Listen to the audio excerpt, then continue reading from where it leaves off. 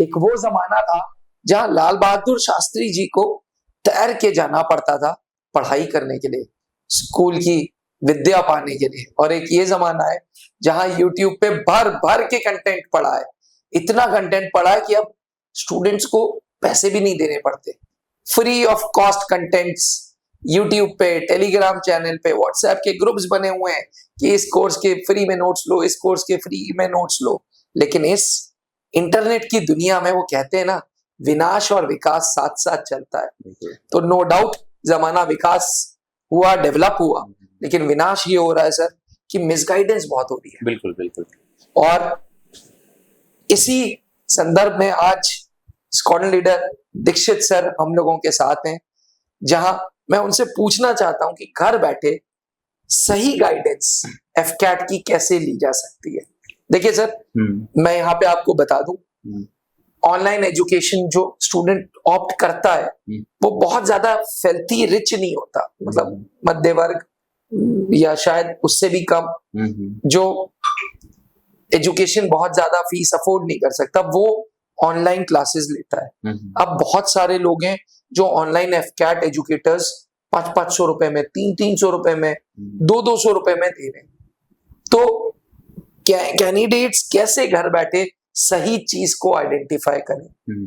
Because आप हमारे साथ जुड़े हैं, आप एफकैट कोर्स को मेंटर कर रहे हैं, तो जैसे कि आप मुझे अभी बता रहे थे कि यार बच्चों को मिसगाइड करने वाले भी बहुत लोग, बिल्कुल बिल्कुल, कैसे उनको बचाएं और क्या क्या फैक्टर्स उनको देखने चाहिए जब वो ऑनलाइन एफकैट कोचिंग से जुड़ते हैं? तो अब ना आपने बहुत सही सवाल किया है, और मैं आपको बताना चाहूंगा कि बहुत सारे मेरे रिलेटिव्स कई बार अपने बच्चों को मेरा नंबर देते हैं, और वो भी मेरे से बस सीधा डायरेक्ट यही फोन करके पूछते हैं कि मेरी 25 तारीख को एसएसबी है और आप मुझे बता दीजिए कि क्या करना है, वहाँ क्या क्या होता है। एंड यू वोंट बिलीव कि मैं उनको आधे घंटे तक सिर्फ यही समझाता हूँ कि अगर आप ये समझते हैं कि मैं 1 घंटा 2 घंटा आपको बताने के बाद में आपके ट्रेड समझ जाऊंगा, तो आप मेरे बताने से मिसगाइड हो जाएंगे और फेल होने के बाद मुझसे कहेंगे कि आपने गलत बताया मुझे। और मैं उनको सिर्फ ये बताता हूँ कि अगर आपने किसी से भी डायरेक्शन नहीं लिया है तो आप सबसे पहले मुझे टाइम दीजिए कि मैं आपको समझ पाऊँ कि आपका बैकग्राउंड क्या है, आपने अब तक क्या किया है, आपकी क्या पर्सनालिटी ट्रेट्स हैं, फिर मैं आपके ऊपर वर्क करूंगा। और अगर आपने कहीं से ऑलरेडी डायरेक्शन ले लिया है तो आप उस डायरेक्शन को मत बदलिए, इसलिए क्योंकि आप 100 लोगों के पास जाएंगे। ये एक साइकोलॉजिकल टेस्टिंग हो रही है, ना कि ये एक ऐसी टेस्टिंग है कि राइटिंग कंपटीशन हो रहा है कि मैंने और इम्प्रूव कर लिया, अब मैं इस बार अच्छा सुलेख लिख रहा हूँ। तो जो आपका क्वेश्चन था कि इतना सारा भर भर के कंटेंट पड़ा हुआ है, तो हम और हमारे जो एस्पिरेंट्स हैं वो जो इसको अफोर्ड नहीं कर सकते, बड़ी शिक्षा को, जो महंगी शिक्षा को नहीं कर सकते, अभी भी इंडिया एक विकासशील देश है, वहां पर साक्षरता दर को अभी भी उठाना है। तो ऐसे केस में मैं सभी एस्पिरेंट्स को बताना चाहूंगा कि आप देश दुनिया में जहां पर भी बैठे हुए हैं, आपको खुश होना चाहिए कि कम से कम आपके पास इंटरनेट की फैसिलिटी है। उस इंटरनेट की फैसिलिटी से आपको अपने बौद्धिक विकास का अपने बौद्धिक क्षमता का विकास करना है, और ये देखना है कि सबसे पहले जो कुछ भी सिलेबस है मेरा एफकैट में जाने का, एसएसबी वो खुद यूपीएससी पब्लिश कर देती है, अपना कैलेंडर पब्लिश करती है। इसी तरीके से आप जब एफकैट के बारे में इंडियन एयरफोर्स एम्प्लॉयमेंट न्यूज़पेपर में हर चीज मेंशन कर देती है कि उसमें जब आप आएंगे तो इस तरीके से एग्जाम होगा, उसमें इतनी हाइट चाहिए, वेट चाहिए, लेंथ चाहिए, आपकी आईज के लिए हमने ये पैमाने बनाए हुए हैं। तो आप सबसे पहले देखिए कि मैं जहां जिस चीज के लिए अप्लाई करने जा रहा हूँ, एम्प्लॉयमेंट न्यूज़पेपर में क्या लिखा हुआ है, उसका सिलेबस क्या है, रिटर्न में क्या क्या आने वाला है। और मैं एक और चीज बताऊंगा कि हम कई बार ऐसा करते हैं कि हम आजकल विजुअल मीडिया को इतना इंपॉर्टेंस देने लगे हैं कि जो हमारी पढ़ने की आदत है वो छूटती जा रही है। उसकी छूटने की वजह से हमारा दिमाग कंसंट्रेट नहीं कर पाता। हमें लगता है यूट्यूब से सुन लिया, बेसिकली आपने उस कंटेंट को सिर्फ और सिर्फ सुना है, उसमें आपके दिमाग ने काम नहीं किया। जब इंटरनेट नहीं होता था, जब मेरा टाइम था 2005 के टाइम पे, तब हम क्या करते थे कि किताबों को पढ़ते थे, फिर कोचिंग जाते थे, फिर टीचर से पूछते थे, फिर वापस आते थे, अच्छी किताबें भी हर जगह अवेलेबल नहीं हो पाती थी, पीडीएफ नहीं अवेलेबल हो पाते थे। बट उस समय को और आज के समय को हम ऐसे कोरिलेट करते हैं कि हमने जो समय पढ़ने में लगाया, तो पढ़ते वक्त हमारा दिमाग, हमारी आईज जो होती हैं किताब की ओर देख रही होती है और हमारा दिमाग कंसंट्रेट होता है। जब हम कुछ सूचना पढ़ते हैं तो वो हमारे दिमाग में जाती है, मस्तिष्क उसको प्रोसेस करता है, उससे हमारी बौद्धिक क्षमता बढ़ती है। ये सब छोटा सा बैकग्राउंड मैंने आपको इसलिए बताया है कि ये एक ऐसा टेस्ट है कि आप अगर किसी भी यूट्यूब में जाएंगे, वहां पे आपको पीछे से बैकग्राउंड म्यूजिक के साथ बहुत सारे जहाजों की फोटो, वीडियो की फोटो दिखाई पड़ेगी, तो आप उत्साहित ना हो जाएं कि बस इसमें जो बोला गया वही सही है। हर एस्पिरेंट्स को अपने अपने आप को समझना है। एक कागज में सबसे पहले वो शुरुआत करे, वो लिखे कि मेरा नाम ये है, माता का नाम ये है, मेरे पापा की बैकग्राउंड ये है, मेरे पापा का शिक्षा ये है, मैंने यहाँ पे पढ़ाई की है, मैं एक गांव का रहने वाला हूँ, मेरे गांव के बगल, गांव के पास एक खेत है, वहां पर एक नदी बहती है, मैंने हॉकी खेला है या मैंने क्रिकेट खेला है, मेरे दोस्तों में ये मेरे दोस्तों के नाम हैं जो जो मुझे पसंद आते हैं, मुझे ये दोस्त पसंद नहीं आते हैं, मुझे मेरी ये हॉबीज हैं, मुझे यहाँ जाना अच्छा लगता है, मुझे न्यूज़पेपर पढ़ना, म्यूजिक सुनना पसंद है। और अपनी माइनस पॉइंट भी लिखे कि मुझे मान लीजिए कंप्यूटर नहीं आता है, या मैं अच्छी राइटिंग नहीं लिख पाता हूँ, या फिर मैं बहुत देर तक टीवी देखने लगता हूँ कई बार। अपने निगेटिव पॉइंट भी लिखें। तो ये सब क्यों इंपॉर्टेंट है? ये इसलिए इंपॉर्टेंट है जब हम एसएसबी में जो साइको टेस्ट दे रहे होते हैं, तो इंटरव्यूअर ने हमसे पूछा, हमने बता दिया कि मैं इस गांव से आया हूँ, ये सारी चीजें हैं, बट आपकी स्टोरी तो सारी बनावटी थी। उस सारी स्टोरीज में कहीं भी नदी नहीं दिखी, कहीं भी गांव नहीं दिखा, कहीं भी बैकग्राउंड नहीं दिखा, तो वो आपके उस ट्रेड से मैच नहीं होता है। इस तरीके का मिस गाइडेंस जो है ये तब होता है जब हम यूट्यूब में किसी एक को फॉलो कर लेते हैं बिना अपने को जाने हुए। तो किसी भी वीडियो को देखना जिसके आइकन में लिखा हो कि 5 दिनों में करें एसएसबी क्रैक, बन जाएं अफसर और सीधे लें 1.5 लाख तनख्वाह, इस तरीके का किसी भी भ्रम में न पड़े। मेरी सलाह है, यूट्यूब में आप विश्वसनीय प्लेटफॉर्म्स में जाइए, उनको सुनने के बाद फिर अपने आप को खंगालिए कि हाँ, मेरे जो ट्रेड्स हैं क्या लगभग वैसी वाली बात यहाँ पर हो रही है, क्या मैं ऐसा दिखता हूं, क्या मैं ऐसा मैच हो रहा हूं। ये सब सिखाने का काम हमारी संस्था करती है, और हम बच्चों को जब मिलते हैं उनको बताते हैं, कई बार फोन में बताते हैं, घंटों बताते हैं कि आप ये मत सोचिए कि यहाँ पे एक स्टैटिक पैटर्न है और स्टैटिक पैटर्न आप पढ़ेंगे, इसको देखेंगे और इसको 150 बार प्रैक्टिस करिए और उतार आइए, ऐसा बिल्कुल नहीं होगा। एसएसबी सेंटर में जो भी आपका इंटरव्यू ले रहे हैं वो बहुत स्मार्ट बंदे हैं, और वो कई दिनों से, कई सालों से यही काम करते आ रहे हैं। आप कितनी भी कोचिंग ले लीजिए, अगर आपके अंदर उनको OLQs नहीं दिखेंगे, उनको आपके अंदर कोई बनावटीपन दिखेगा, वो आपको बिल्कुल सिलेक्ट नहीं करेंगे। तो हम क्या कर रहे हैं, हम ऐसे कंटेंट से दूर हटके बंदों, जो भी एस्पिरेंट्स हैं, उनसे 1 to 1 बात करके सबसे पहले एक नोट्स बनाते हैं कि बंदा किस बैकग्राउंड का है, उसकी क्वालिटी क्या है, उसके माइनस पॉइंट्स क्या है, उसकी ट्रेड्स क्या है। उसके हिसाब से हमें पता चलता है कि अब इसको कहाँ समस्या होगी। ये अंग्रेजी बोल पा रहा है या नहीं हो पा रहा है, या ये पहली बार ऐसी दुनिया में आया जहां ये इसके मानसिक अंतर्मन में था कि अफसर तो केवल वही बनते हैं जो अफसर के बच्चे होते हैं। अगर उसी धारणा का है तो कैसे हम इसको विश्वास दिलाएंगे कि ये बन सकता है। तो आपने जो क्वेश्चन पूछा था उसका यही आंसर है कि ऐसे किसी भी भ्रम को दिखाने वाले ऑर्गेनाइजेशन से दूर रहें। और कई बार बड़ी बड़ी बिल्डिंगों को देख के आप भ्रम में आ जाएंगे कि बहुत सारे बच्चे आ रहे हैं, बहुत सारे बच्चे जा रहे हैं, बहुत सारे बैनर्स लगे हैं, बट उन बैनर्स को आप ध्यान से देखेंगे तो आपको पता चलेगा सिलेक्शन हुआ है उनका 2001 का फोटो उसमें आज तक लगी हुई है। लेकिन अभी वर्तमान के इस साल के देखेंगे तो उसमें आपको नहीं भीड़ मिलेगी, नहीं बच्चे मिलेंगे। आप बिल्कुल भी मत घबराइए। मेरा सिर्फ इतना कहना है कि आप जहां भी हैं, जिस गांव के भी है, अगर आप एकाग्र होके, अंतर्मन होके बताई गई बातों को सुनेंगे तो ऐसा बिल्कुल नहीं है कि आप अपने घर में बैठे अफसर नहीं बन सकते हैं। अगर आप मेहनत करेंगे तो लोग IAS भी बनते हैं और दुनिया का हर एग्जाम निकालते हैं। और एक उदाहरण नहीं है, उसके कई उदाहरण आपके आसपास है। तो आपको क्या करना है, आपको एक सही सलाह लेते रहना है लगातार, और ये विश्वास मानना है कि हाँ, मुझ में ये कमी है, ये किस तरीके से सही हो सकती है, और क्या मैं इसको 1 महीने, 2 महीने, 3 महीने में कुछ हद तक सही कर पाया हूं। वो हमारा काम। आप FCAT कोर्स के मेंटर बने हैं जी। इस कोर्स में एक बच्चा वो है जो रिटन पोर्शन पे काम कर रहा है जी, दूसरा बच्चा वो है जो SSB इंटरव्यू पे काम कर रहा है जी। रिटन पोर्शन के लिए त्रिशूल डिफेंस एकेडमी के एजुकेटर्स उनको पढ़ा रहे हैं जी। रिटन पे आपका क्या योगदान होगा? आपने अभी एसएसबी का बताया, बट एफकैट रिटन कोर्स, क्योंकि पहली जो पहला स्ट्रगल है, पहला लोड है, वो है एफकैट रिटन क्वालिफाई करना। जी बिल्कुल। अपने आप में बहुत तादाद में कैंडिडेट्स हैं और रिटन का रिजल्ट बहुत कम का निकल रहा है। बिल्कुल। एग्जाम ऑनलाइन हो चुका है, ईकेटी वाला प्रोसेस खत्म हो चुका है, नॉर्मलाइजेशन ऑफ मार्क्स हो गए, अलग अलग शिफ्ट्स में पेपर चल रहे हैं। तो सर ऑनलाइन में ये सब कैसे आप कराओगे? देखिए बहुत सिंपल तरीका है इसका। सबसे पहली बात तो ये विश्वास होना कि जो कुछ भी सिलेबस आ रहा है वो इतना बड़ा और इतना कठिन सिलेबस नहीं है कि उसको आप निकाल ना सकें। अगर आप ग्रेजुएट हैं तो जाहिर सी बात है इंग्लिश में क्या आ सकता है, क्या पूछा जा सकता है।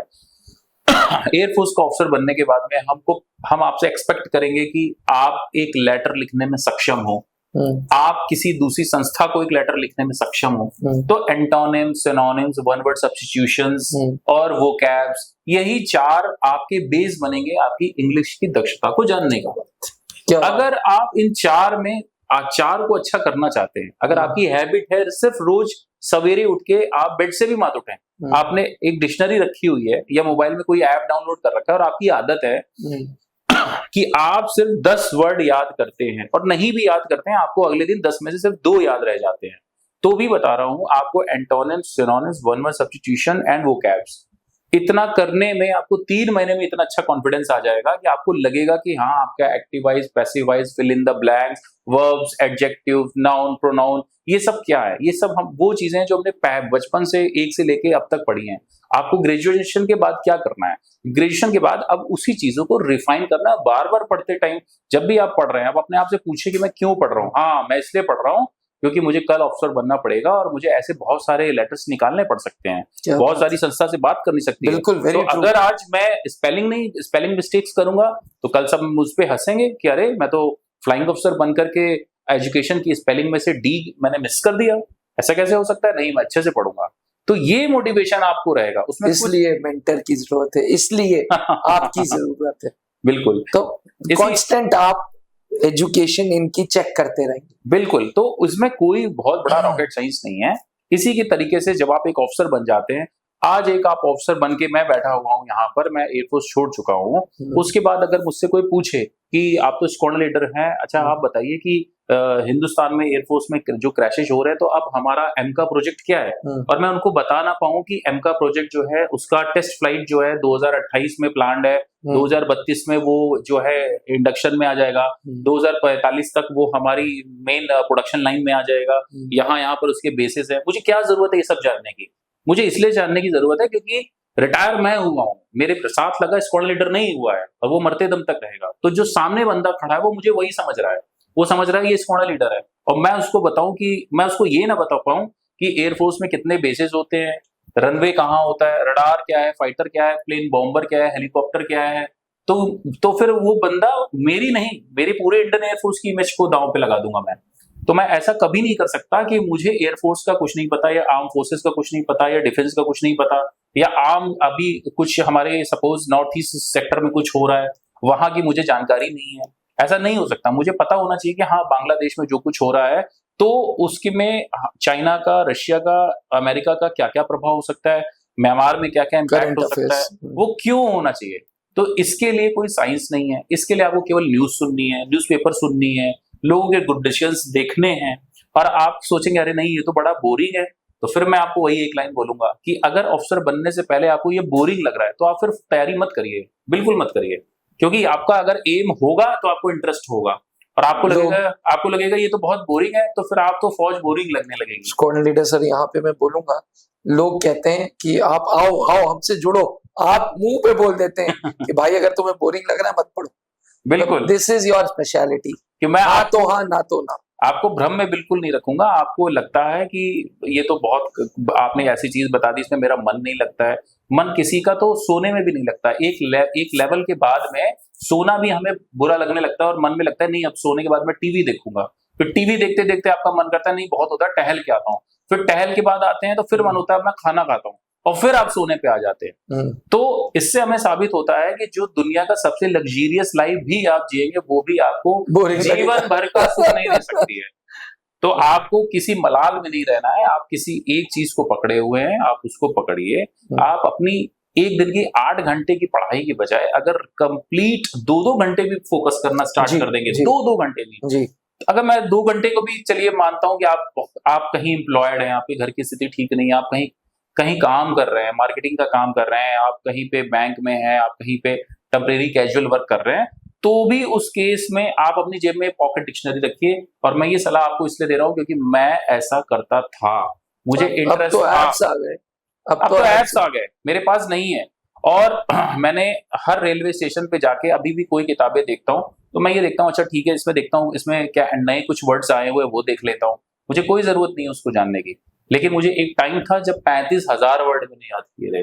उस 35,000 को याद करने में मुझे बहुत टाइम लगा, 2 साल से ज्यादा का टाइम लगा। लेकिन हाँ, मैं सारे 35,000 भी नहीं याद कर पाया, लेकिन इतने जरूर याद कर लिया कि उसने AF-CAT निकाल दिया मेरा। तो मैं संतुष्ट हूँ कि हाँ, आज आप वही नॉलेज अपने स्टूडेंट्स के साथ शेयर तो मैं संतुष्ट हूँ कि मैंने उतनी पढ़ाई कर ली कि मेरा AF-CAT निकल गया जो मैं चाहता था। मैं IAS बन जाता, मुझे खुशी नहीं होती, लेकिन मैं AF-CAT नहीं निकाल पाता तो मुझे जीवन भर का दुख होता कि हाँ, मैं एयरफोर्स में नहीं जा पाया था। शायद इसीलिए आज आप कैंडिडेट्स की इतनी मदद करना चाह रहे हैं। बिल्कुल, मतलब यही आपका एम है कि ज्यादा से ज्यादा तादाद में लोग AF-CAT के थ्रू एयरफोर्स जाएं। AF-CAT के थ्रू जाएं या NDA जो भी उनका एज का जो समय है उसके थ्रू जाएं। लेकिन मैं देख रहा हूँ कि समाज में इस समय इतना डिस्ट्रैक्शन है कि अभी मेरे पास वो लॉट मुझे ज्यादा दिखती है जो BA, BSc, BCom, कॉमर्स या अकाउंटिंग के साथ में खड़ी है और उनके अंदर किसी तरीके का भ्रम समाया हुआ है।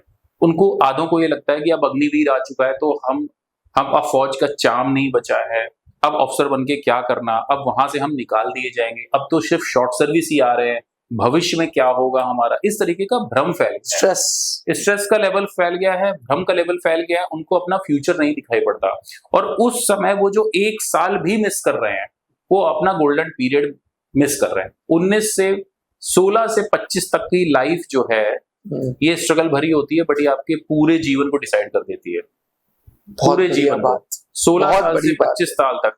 और अगर इसमें आप एक क्षण को भी बर्बाद कर रहे हैं तो आप समझ लीजिए आप अपनी पॉकेट से सोने के सिक्के गिरा रहे हैं। तो भैया सोने के सिक्के मत गिराओ। अगर आप भी AF-CAT के थ्रू इंडियन एयरफोर्स ज्वाइन करना चाहते हैं, flying branch, ground duty, technical, non technical branches, तो आपको एक मेंटर की जरूरत है जो आपका रिपोर्ट कार्ड चेक करे, जो आपको बता सके कि पर्सनालिटी में किस ट्रेड्स पे काम करना है, जो आपको एक डायरेक्शन दे सके और जो इंडियन एयरफोर्स में भी आपका साथ दे सके। और वो कोई और नहीं, स्क्वाड्रन लीडर सुबोध सर हैं जो इंडियन एयरफोर्स से रिटायर्ड हैं और एक मिशन पे लग गए हैं कि यंगस्टर्स को इंडियन एयरफोर्स का वो जीवन जरूर देखना है जो वो देख के आए। अगर आप भी इंडियन एयरफोर्स में अफसर बनना चाहते हैं और आपके पास कोई भी सवाल है तो आप कमेंट करके हमसे जरूर पूछें। यहां तक कि अगर आप हमारे टेलीकॉलर्स को फोन करेंगे इस नंबर पे और सर का नंबर मांगेंगे तो आपको हम नंबर भी दे देंगे, आप डायरेक्टली सर से 1-to-1 बात कर सकते हैं।